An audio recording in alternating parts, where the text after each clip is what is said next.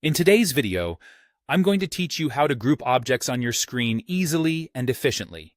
Whether you're organizing your design elements for a presentation or simply keeping your workspace tidy, this skill can greatly improve your productivity and assist in keeping things manageable. Let's dive right in. First, let's focus on selecting the objects you want to group. Depending on what you're working on, you might have various elements scattered across your screen that you need to bring together. The simplest way to do this is by clicking and dragging a selection box around the objects. Imagine that you're drawing a virtual lasso around everything that you want to include. Make sure the box encompasses all the parts you intend to group. Take your time with this step. It might be necessary to zoom out slightly to see all the elements or to have a broader view of what you're working on. Once you've selected the necessary objects, the next step is navigating to the top menu of your application, where you'll find most of your design and organizational tools. This is where you can find the option to group your selected objects.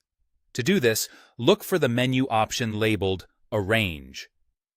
This menu holds a multitude of options tailored to assisting with the organization and manipulation of elements on the screen.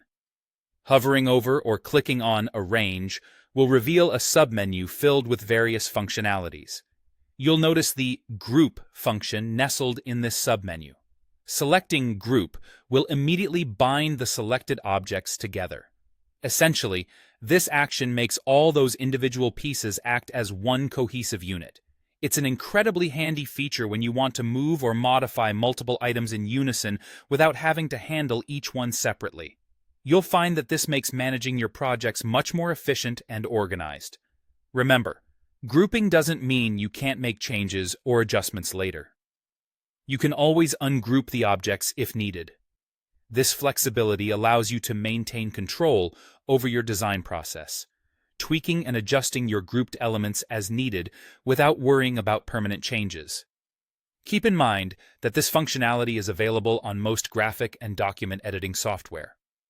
Whether you're working on a school project, a professional presentation, or a creative endeavor, mastering grouping will streamline your workflow and allow for greater creativity without the clutter. So there you have it.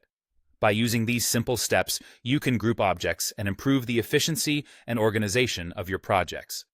Thanks for watching, and happy organizing.